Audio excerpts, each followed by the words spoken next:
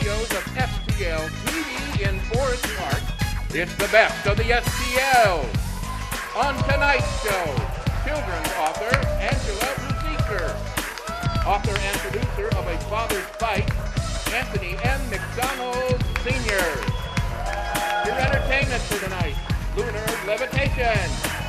And here are your hosts. Please welcome Cassandra Walker and Melanie Streeper. Hey!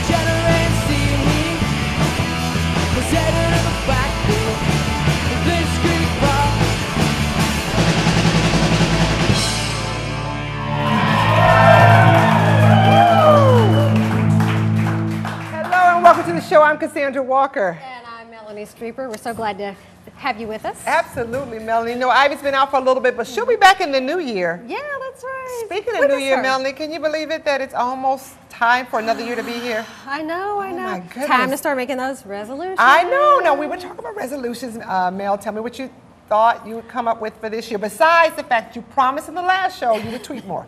Yes, tweeting more is certainly something I need to do. Also, I need to get better organized. Okay, all right. But that's hard? Something I should have done this a year ago, but we'll just carry that over to next year. Sure, why not? That's what we do. You know what? I think I'm going to put that on my list too. You know, it's always something to do and get organized. And when you do get organized, you find yourself getting unorganized again. I know. You buy more stuff, you get rid of the old. I know. And then it's like, you try to push it in the closet, hide it. We don't do that, not us. No. So Best of the STL is going to be here this year. We'll be here next year, and we hope you continue to follow us. Yes. And Mel, you know, if they have a computer. That's right. They can get on YouTube. That's right. Catch our shows, including this one. St. Louis to Singapore, we're all over. That's right. You can also friend us on Facebook and tweet. That's right. Twitter. And I'm learning how to be a better tweeter. Is that what it's called? I don't know. You know what? Tweet us. I'm not on the. Tweet us and let us know. Let us know what it's called. But I'm learning and I'm keeping up with things. You know, but some people tweet about every little thing. Mel, it's a little bit annoying. I just ate a hamburger. Bought new shoes. I don't think I'll ever be that active. Yeah. Try not to do that. All right. That's going to be my New Year's resolution. Never get that way. Well, anyway, Mel, it's always good to have you here. I've been enjoying this time with you. Yeah, I know, our girl time. Absolutely. And you know what? We do have a guy here with us, though. We got to give him some props. That's right. We love Tim. Who is he? Tim. Oh, that's right, Tim. He's in the audience. Mel and Cassandra, I have to tell you, you two look marvelous today. You have that certain je ne sais quoi about you. You know I knew that word, didn't y'all? Anyway, we have a fantastic lineup today. It's all about the kids. We have a fantastic children's author and a youth band that will knock your socks off, believe me, and much, much more. Anyway, if you guys out there would like to come down and watch the show live, please give us a call here at the STL TV studios to watch the show live right here. Our number is 314-552-2970. That's 314-552-2970. In the meantime, let's kick it over to Cassandra. She's over in the den. Let's find out what's going on there. What's going on, Cassandra? Thank you, Tim. Well, I have the privilege of being over here with Josh Wilson, who's Executive Director of Mission St. Louis. Josh, welcome to Best of the STL. Hey, thanks for having me. You're welcome. Now, Josh, tell us what Mission St. Louis is. What would be, if someone were to look you up, online or anything, what would be your motto or your statement? Sure. We are a nonprofit organization that exists to transform at-risk neighborhoods in St. Louis. So what qualifies something as at risk or a neighborhood as at risk? So in our demographics, we have a lot of families that are living below the poverty line. Okay. And how do you help them? We do a couple of different things. We have three main areas. We do a lot of work with youth services and literacy. We do a lot of work with men between the ages of 16 and 35 that are jobless. We help them to become job ready. And then we do a lot of work with home repair in our neighborhood. How much do you think, Josh, literacy ties into, or the lack of having literacy skills, to lower income? Well, I think it's a huge need. A lot of the kids that we work with are 2 to 5 years behind in their literacy, and so one of the things that we want to see happen specifically during the summer is for them to get their reading, especially their reading comprehension, up at least 2 grade levels. Okay, and that's excellent. Do you have tutors that help you with that, or how is that accomplished? We do. We use tutors. We use a national curriculum, and then we also mobilize a lot of volunteers. Oh, I bet volunteer is important. We'll get to that as well. So you talked about the program for helping jobs, to create jobs. How do you utilize that service? Yeah, so in our neighborhood, we found out that a lot of the young men in our neighborhood had not finished high school, did not have a diploma, had not gotten their GED. Many of them were fatherless and were just kind of drifting. And so what we've done is we've come alongside those guys and say, hey, what does it look like for you to help you become job ready? So we have an 8-month curriculum, an 8-month process that we help guys get job ready. For 8 of those weeks, they're actually doing a curriculum-based study. We give all of these guys a mentor. We actually pay them to do an internship with local businesses. Wonderful. So that they're able to take what they're learning in the classroom and apply it in the workplace. Josh, that sounds so thorough. I bet they come out of that really prepared and ready. You know, because it can be kind of scary looking for a job, especially if you don't feel like you're qualified. Sounds like you're getting them qualified. That's exactly right. About 100% of our guys that graduate the program walk into part-time, full-time, or go back to further education. Oh, I got to give you a high five on that one, Josh. That is awesome. Thanks. So now, you also mentioned something to me about home repair? Yes. A lot of the families in our neighborhood don't have the ability to keep their house up to code, to do some of the projects that they have that are needed around the neighborhood. And so we mobilize a lot of groups, school groups, church groups, whatever kind of groups we can to come alongside our homeowners. Oh, that's wonderful. And we saw some of the pictures there of some of the people that you're working with and the programs that are going on. Josh, this sounds like a phenomenal opportunity. Now, you mentioned volunteers. I said we'd get back to that. How can people get involved? Absolutely. So you can get involved in any aspect of our organization, from working inside the office to being a tutor, to being a job coach, or even mobilizing some of the groups or some of your friends to come in and do a project through our home repair. So obviously we have to get out the website information for that. That's right. So how can they contact you so they can volunteer? Yeah, so you can go on our website, www.missionstl.org. All of the information is on that website. You can call us at 534-1188. We'd love to help get some folks connected. Thank you so much, Absolutely. Josh. It sounds like a fantastic program. Thanks. I appreciate it and well needed. Thank you so much. Thanks. Well, you heard it, so make sure you get online and volunteer because it's an outstanding program. Now, while you're waiting to see if you need to run to the refrigerator to get a snack, you can. But come right back because we have Angela Ruzicka coming up on the show, and she has a phenomenal children's book to tell you about. Stay with us.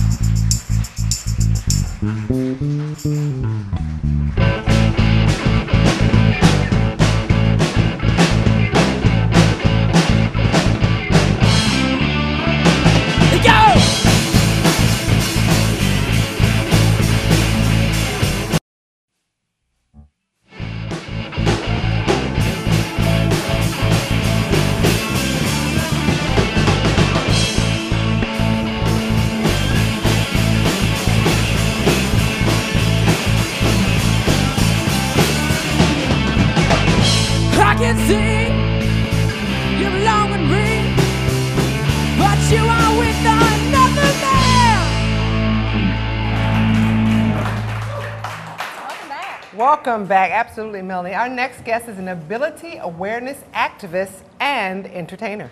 And she has also earned international praise as the author of the children's series called Wendy on Wheels. I love the name. Please help us welcome Angela Ruzicka.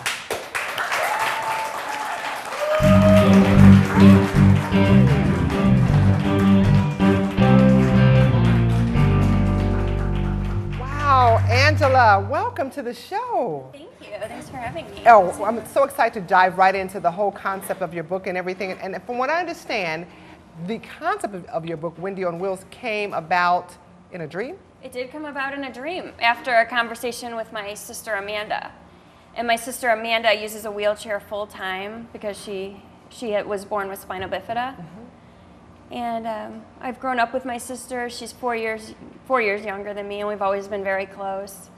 And I just remember a lot of things that were, a lot of injustices she's dealt with when she was a kid. And Did she serve as like a consultant on the book? And kind yes, she did. Actually, it came to me in a dream after I spoke with her a while ago, and she was feeling a lot of times she feels unmotivated and kind of depressed, and she was saying that a lot of people that she knows and that she went to school with feel the same way. They just feel severely limited by their situation.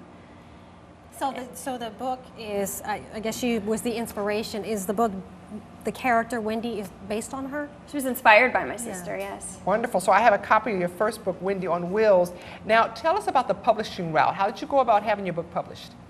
I wanted complete control of Wendy on Wheels and how every page in the books looks. And I mean, just because I have such a ability or, a background with my sister, yes, that I really wanted to have complete control over it, because I know how, like if you look on there, it shows, in that book, it shows how Wendy climbs into a car and how she gets into a beach wheelchair. And I just had to have complete control over how every page looks, just because I have the knowledge and all of that. So I hired my own illustrator. Her name's Elizabeth Gerhardt. Hired her from University of Missouri. It's very colorful. Yes, it is. Very colorful. And I love the fact that the eyes are big, because it just draws you right into it. Some people don't think of little details like that. Elizabeth is very good. She's been wonderful. So you've got 4 books in the series. We just saw one, Wendy on Wheels. What are the other ones? First one's Wendy on Wheels Goes to the Beach, and that's an introductory book, and it just follows Wendy on a fun-filled day with her parents at the beach. And then the second one is Wendy on Wheels Goes to the Zoo, and that one actually I use a St. Louis Zoo as a backdrop. Ooh. So that one is that's my second book in the series, and you see the sculpture of the zoo. And yeah, we had some graphics up. And a lot of the pictures in the book were taken from photographs. Actually went with my sister around the zoo and kind of had her model as Wendy and had her, okay, I want Wendy here. And then I took pictures, and then I showed the pictures to Elizabeth, and I said, okay, we're going to put some kids in there. Great. Put the teacher right here. And so what would you say your message is? Acceptance. We just really need to accept people as they are. I don't know I've never said what Wendy's actual different ability is or what her reason is for using the wheelchair. I don't really think it's important. A lot of times you meet people, you have friends, and we don't really know what their story is or what the reason for different things that are going on with them are, and it's not really necessary. People are more than a diagnosis, and they're more than a chair. Absolutely. That's a great point. It is a great point. So you also have Wendy on Wheels Saves the Day. What's that all about? Wendy on Wheels Saves the Day was my third book in the series, and that was to talk about the importance of volunteering and just really, helping others and what we can really do. We can always do something to help others, and you just kind of have to do what we can with what we have. And with Wendy on Wheels Saves the Day, it's about Wendy being motivated, really, to make people happy. She's like a superhero. She is. Yeah, she's like a superhero in her purple outfit. Volunteers do save the day. Did you know that, Melanie? Yes, they do. They do. Now, you, with your sister in the book, obviously you're able to now have a platform. So tell us some of the areas you've been able to speak about and where you've been able to go to talk about this opportunity. Well, I've been going to I visit a lot of schools, a lot of ability awareness days. A lot of schools will email me and say, oh, we'd love for you to be a part of our Disability Awareness Day. I'm like, can we call it Ability Awareness Day? Not, and then if you call it Ability Awareness Day, I'll be a part of it. So, I do a lot of school visits, and, usually when I do the Ability Awareness Days, I lead with the Wendy on Wheels Goes to the Zoo, just because it's about inclusion in schools. And the kids can really see about how Wendy and Brandon feel left out of the story. And then afterwards we have discussion questions. So we go over the discussion questions and it's really great to see the kids, like the wheels turning, and then them brainstorming, coming up with ideas of how Wendy and Brandon could have been included. Any ideas for future books? Future books, I have some ideas, but they're not ready to be a story yet. I have a few ideas that I've seen from people have given me, and a lot of people I know. I would imagine the kids that you meet are probably great as far as feeding you ideas. Yes. And things like Absolutely. that. And what does your sister Amanda think about the whole series now? Amanda loves Wendy on Wheels, and a lot of times she goes with me on school visits. And she goes with me, and she has a lot of fun. The kids can actually ask her questions, and how's your message of acceptance been received? It's been received pretty well. I get a lot of emails from moms in the UK and a lot of moms in the United States just say, you know, my son just got his wheelchair, and before he was really upset about it, but now he's a lot more positive about it. So it's been really good. And then I actually had an Abilities Expo, or the workshops at the Abilities Expos. And I went to Atlanta and LA and Chicago, and I had my workshop on a workshop about bullying in my fourth book is about bullying. And does Wendy save the day in that one as well? Wendy on Wheels takes a stand in the fourth one. I like it. I like it. And excellent. That one's about bullying, and actually Wendy sees a friend being bullied, and then she stands up for him, and then becomes the bully's next target. Okay. And then, you know, comes up with a solution for bullying. And that book has discussion questions in the back also, and a printable anti-bullying sign. I like it. And you know what I like? The fact that all of your topics are timely and they won't ever expire. Because children will always, adults as well, go through these situations, and they can pull out your book 10, 15, 20, 30, 40 years from now, and it'll still be applicable. It's wonderful. And Bravo. and it's amazing that no one had ever thought of writing a series of children's books like this until now.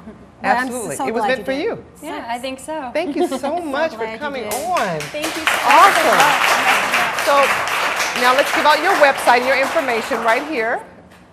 314-302-5183, and then you have the website. Yeah, it's wendyonwheels.com. So Angela, Ruzicka, best of luck to you, and we look forward to seeing and reading more of those books, more adventures on Wendy. And then contact me for school visits. I'm setting up school visits now. I have a lot of fun with that. I'd love to come and, share my message of acceptance and raise awareness. Thank you so much. Thank you so much. Thank you. Well, Tim, we know you're in the audience, and I know you enjoyed that interview, and you have some more great interviews going on with you, Tim. I always enjoy all of your interviews. I'm here with my new best friend, Lisa. Lisa, what do you do for a living? I own a yarn shop out in Eureka, Missouri called Wool Gatherings. Okay. She got a plug in. That's good. She's good. That's the way to do PR. Are you ready for the Sam's Club trivia question today? Sure. Okay. If you were listening to Angela on the last segment, then you got this right. In the first book of the Wendy on Wheels children's series, where did Wendy visit? She went to the beach. Fantastic. Okay, she got it right. Okay. And Lisa, for your participation and for getting it right, you get a Sam's Club card, gift card for $35. Thank you. What are you going to do with it? Boy, I don't know. Buy some Christmas presents. Good answer, because you got family out there listening, right? Okay, thank you again, Lisa. We're going to take a break right now. We'll be right back with more of the best of the STL.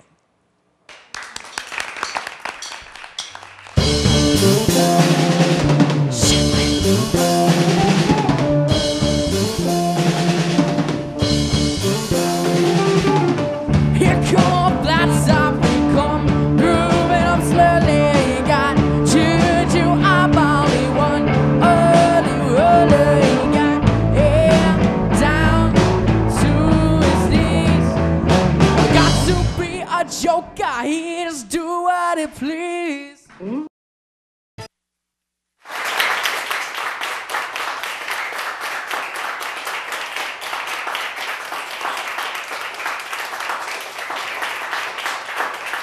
Welcome back. We have some great entertainment for you tonight, so why don't you give it up for Lunar Levitation.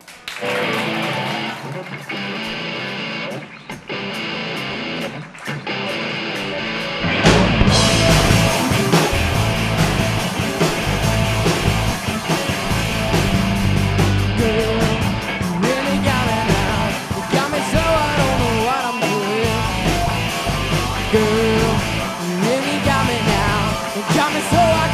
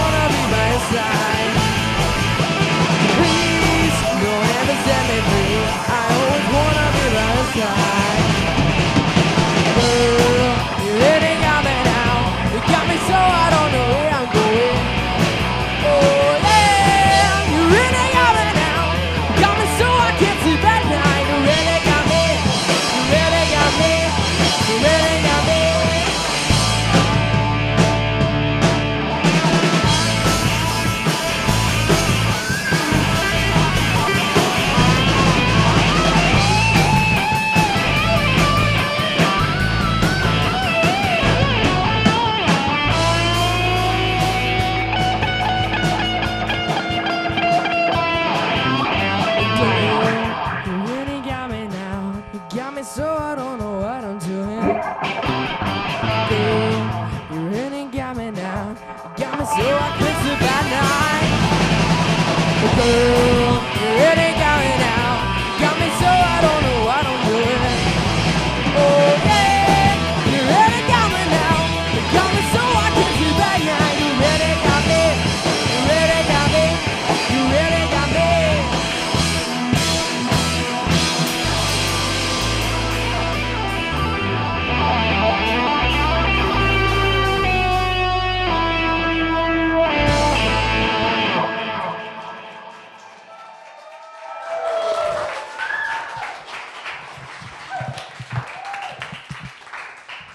Wow, that is fantastic. I can't believe you're so young. I'm going to have you introduce yourselves and the band members, and we'll talk a little bit more, okay? All right. I'm Ryan Hoffman. I'm 15. Okay. I'm kind of loud and I'm 12. All right. Who we have on the back on the drums there? Got Henry Deekhouse. He's 14 on guitar.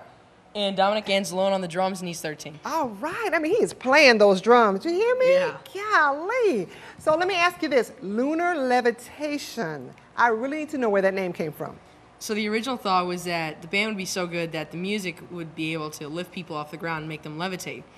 And after throwing some ideas out, the word lunar came out and had a ring to it, you know, lunar levitation, so it stuck. I love it. How long have you been playing together? Roughly since 2011. Really? So a little over a year? Mm-hmm. All right. What's your favorite part about being in a band? I just love playing, and it just feels right when a guitar's in my hand, so it's all good. And it sounds right, too. Thank you. So now, do you have aspirations of playing the big time one day soon, or, you know, could be really soon, even though you're young? Yeah, it'd be great to be able to do stuff like that, you know. I just want to be able to do this for the rest of my life, you know. Make enough money to do this. I can appreciate that. Yeah. So when you're playing, do you ever take yourself somewhere else in your mind? Are you always in the moment? Are you dreaming? What are you thinking when you're up there? I mean, a lot of things can go through your mind, but usually between the live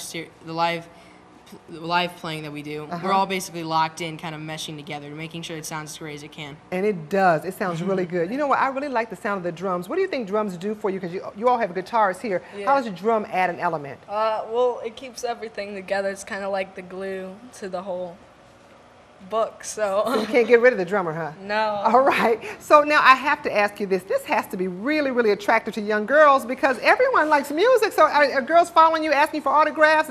When I was growing up, there was Michael Jackson, the old Michael Jackson. But anyway, and there was Donny Osmond, and there were all kinds of young teen artists that were just so popular. Are you like that? I mean, we've got a pretty good girl They following. love me. They love me. That's what he thinks. Okay, say it again now. They love you, huh? Yeah. Why is that? Because you have the black guitar? No, I don't know. I was going to say he has one too. All right, so what do your parents think about all of this? Are they investing a lot of time? Yeah, it does take a lot of time. Stuff like this, driving out, and you know, it's a whole day thing to do gigs like this. And so, I mean, they're all very, very supportive. It's great to have parents as good as them. So what do you have coming up? Big gig that we've got coming is the 28th of December. We're playing at the Sky Lounge in Chesterfield area. It'll be 6:30 to 8. We'll be playing all ages. Get in for free. Have a good time. Enjoy some great music. I understand you're going to go to Chicago next year too. What's that all about? Well, yeah, we got invited, and we're really excited to play. So. Where were you playing? We were playing Lou Fest. So. Excellent. Yeah. I'm from Chicago. We'll be playing Lollapalooza there in 2013 this summer. Oh, that's going to be wonderful. Yeah. By that time, still no one will have a driver's license. I'll have my permit, but I'll be close. Okay, very good. All right, will you come back and close us out at the end of the show? Yeah. Okay, excellent. Well, Lunar Levitation, I found myself levitating a little bit. That was awesome. Thank you, guys. And now we're going to get ready to catch up with Tim, who was in the audience. Tim? I'm here with Chris Deal from the National Our Lady of the Snow Shrine in Belleville, Illinois. And each year they do an amazing display of lights that you would not believe. Chris, first of all, thank you for joining us. Tim, thanks for having me. And I'd like to tell you about the fact that I always loved the grounds and the facilities there at the shrine. I remember when they used to do graduations there years ago. I'd always hoped to one day graduate there because it was so beautiful when they used to do that. And I guess you guys cut that out some years ago.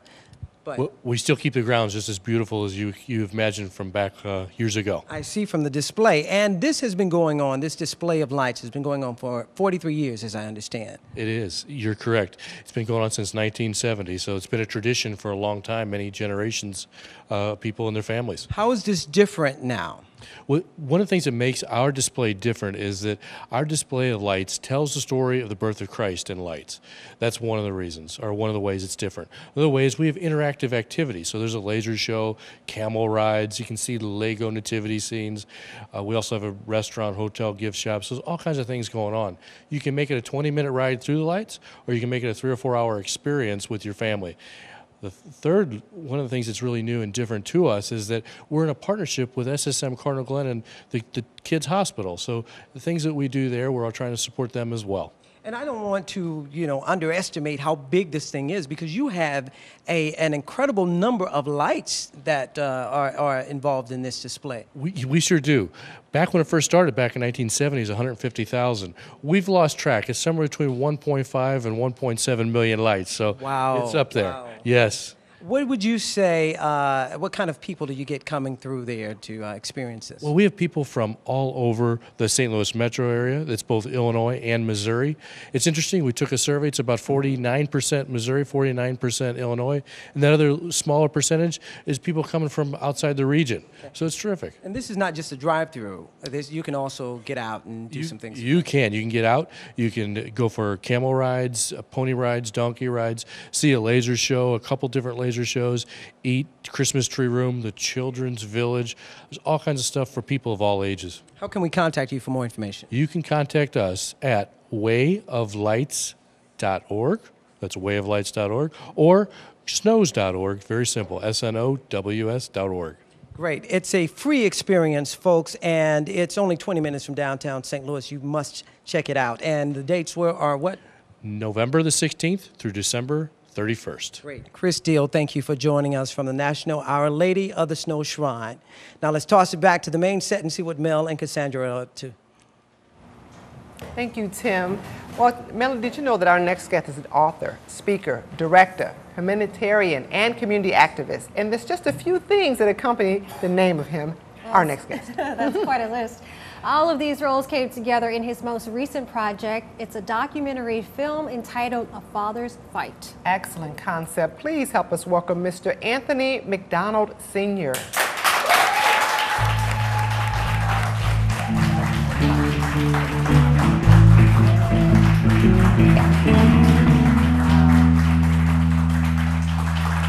Welcome. You have a pin on there. It looks like a presidential pin on your lapel. It's the 2011 Presidential Volunteer Service Award from President Barack Obama. Congratulations. Thank you. Wow, that deserves a round of applause. Absolutely. Congratulations.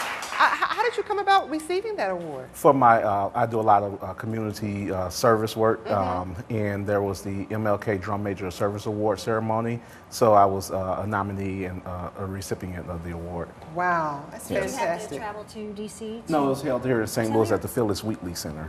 That's wonderful. Yes. Now, I read in some of the information that you sent to us, 25 million young boys and girls fatherless in our nation. Yes. How did this affect what you're doing now with that statistic?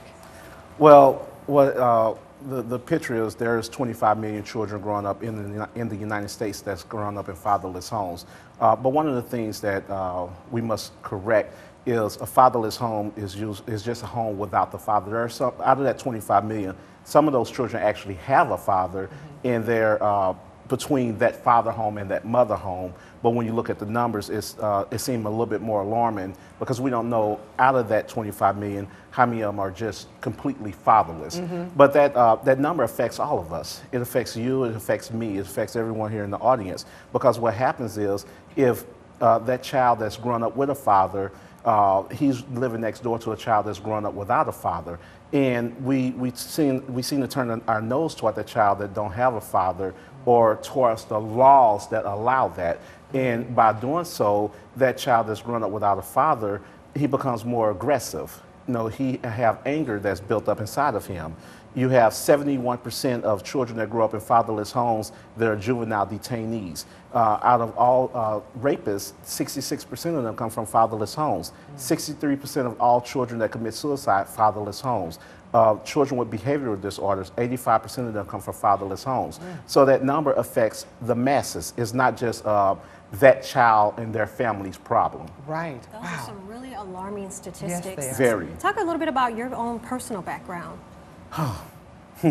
That's the reason why I wrote the book, A Father's Fight, is because of my personal struggle as a father. I found, well, a lot of times you hear that fathers don't want to be involved in their children's lives. Men are walking away from their children.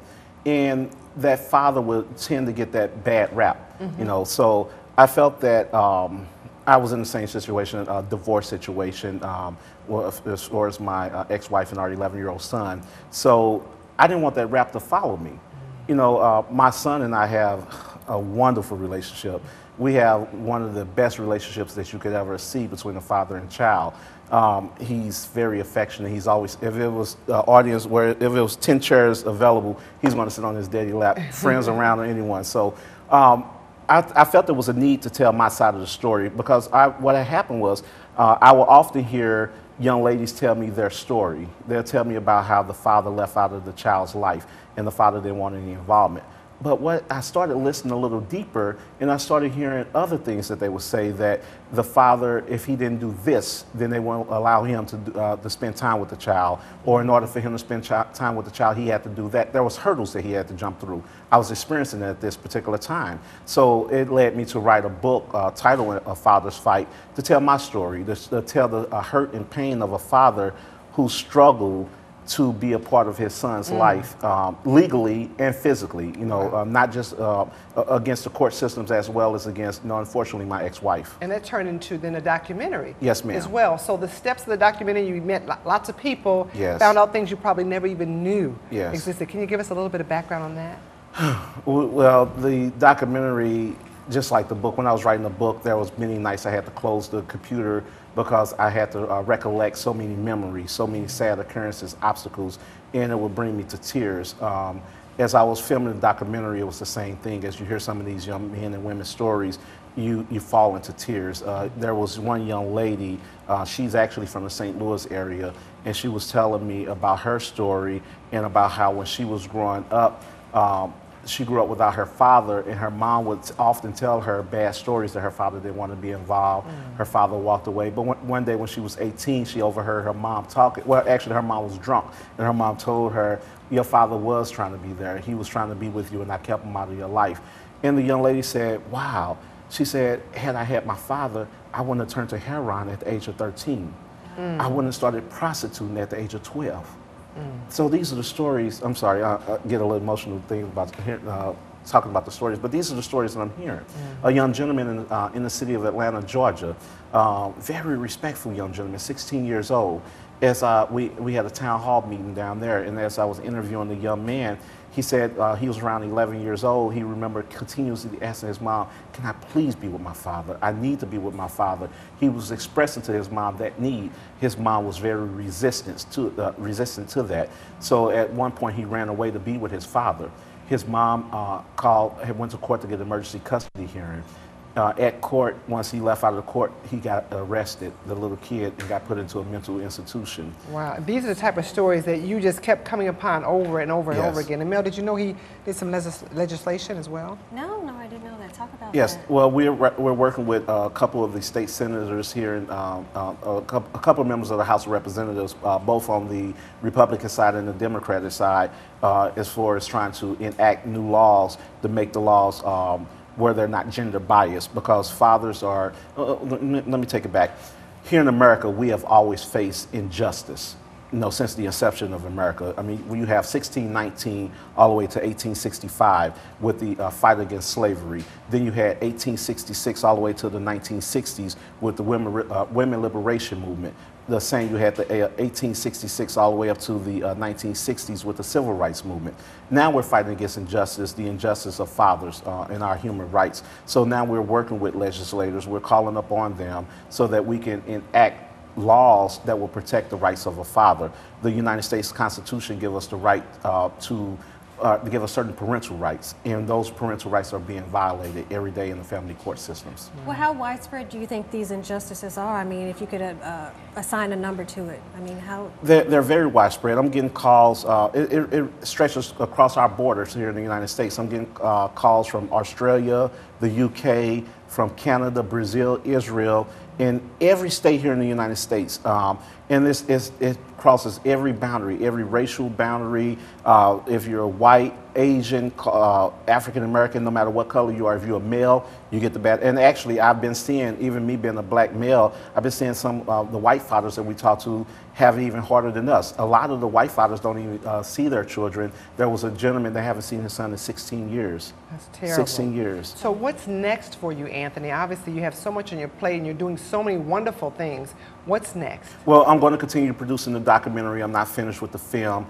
There's so many stories out there. We want to collect the right stories, and we're going to call upon the United Nations. We're going to continue to call upon politicians, and we're going to try to get some of the laws changed. One of the most important things is for us to change the culture in which we look at fatherhood, not just through the legislative branch or the judicial branch, but also through the American homes, the American families, so that we can encourage young men not to have children out of wedlock, just as well as we always encourage young women. So we can encourage TV programming to be more positive, show better images of fathers. No, there's no positive images of fathers nowadays on the television screen. So we have to change that culture. We have to fight against that injustice. And where can we reach you? You can find me on Facebook at facebook.com/Anthony McDonald Sr. or SR. And you can find me at Twitter at A Father's Fight. And then also, if there's fathers or mothers that are having issues that haven't or been denied access to their children, they could give me a call personally at 314-346-9469. And we're in the business of helping re-engage fathers with their children. Wonderful, Anthony. Thank Thank you you. so much. Thank yes. you. Fabulous. I can tell you're a good father. Thank you. Wonderful. Well, we're going to close off this interview because we have to get ready to catch up with Tim, who is actually in the band. Tim? That's right. I'm happy to be over here with Lunar Levitation. I'm telling you, I'm their new publicist. I want my 58% cut, guys. This is where they are going to be December 28th. Lunar Levitation live in concert, 6:30 to 8 o'clock p.m. Free entry for all, and that's at Sky Music Lounge presents, rather. These guys are incredible, and all of you who've seen them tonight understand that they are the next big superstars, I'm telling you. Didn't you guys just love their performances? It was awesome. Wasn't it crazy? Fantastic. You know, if you close your eyes, I thought adults were playing. I know. I was like rocking out. During the cutaways, I was just like. They like 60s and 70s music, and all of them under the age of 15. I know. Can you imagine that? Go figure. They weren't even born. Even They weren't even born. Awesome. Fantastic My job. Sharona, is that what they were playing earlier? Yes. A little bit of everything. Quality work. You know what? Thank you so much to our sponsors and our guests here, our audience, and also our at-home guests. Thank you so much. And thanks to you for watching. And let's give it up one more time for our incredible, incredible band, the wonderful, youthful Lunar Levitation.